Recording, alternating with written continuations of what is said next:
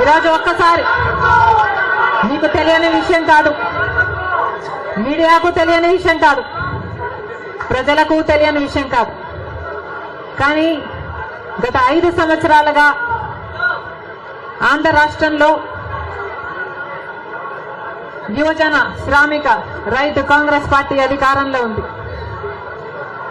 అంతకుముందు 5 సంవత్సరాలు తెలుగుదేశం పార్టీ అధికారంలో ఉంది. ఈ 10 సంవత్సరాలుగా రాష్ట్రంలో అభివృద్ధి జరిగిందా అంటే ఏమిటి సమాధానం?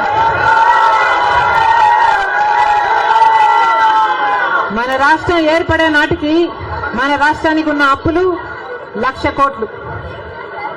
చంద్రబాబు గారు ముఖ్యమంత్రి అయిన 5 సంవత్సరాలకి ఆయన చేసిన అప్పులు 1,00,000 కోట్లు. ఆ తర్వాత వైసీపీ ముఖ్యమంత్రి జగన్ రెడ్డి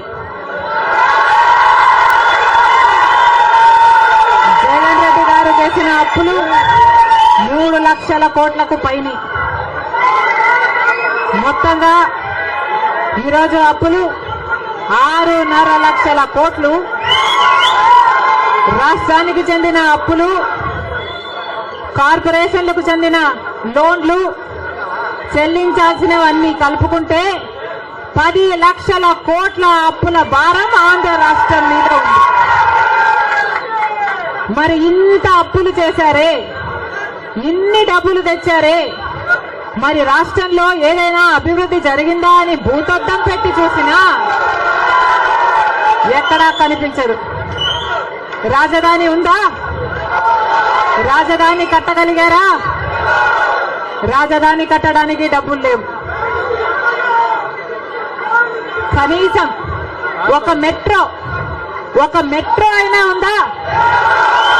ఆంధ్ర రాష్ట్రంలో ఒక్క మెట్రో అయినా ఉందా? విజయవాడలో కనీసం ఒక్క మెట్రో అయినా ఉందా? ఎక్కడా లేదు, కనిపించదు. 10 సంవత్సరాలలో కనీసం 10 కొత్త పెద్ద పరిశ్రమలైనా వచ్చినాయా? రాలేదు. పరిశ్రమలు వస్తే మన బిడ్డలకు ఉద్యోగాలు వచ్చేవి. వచ్చినాయా మన బిడ్డలకు ఉద్యోగాలు? రాలేదు. కనీసం రోడ్లు వేసుకోవడానికి కూడా డబ్బులు లేవు ఆంధ్ర రాష్ట్రంలో. కనీసం ప్రభుత్వ ఉద్యోగస్తులకు జీతాలైనా సమయానికి ఇస్తున్నారా? దానికైనా డబ్బులున్నాయా?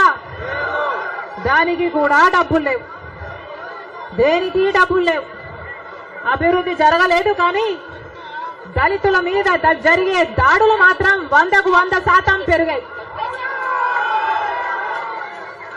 ఎక్కడ చూసినా ఇసుక మాఫియా, ఎక్కడ చూసినా లిక్కర్ మాఫియా, ఎక్కడ చూసినా మైనింగ్ మాఫియా, ఎక్కడ చూసినా దోచుకోవడం, దాచుకోవడం. ఇంతకంటే ఏం జరిగింది?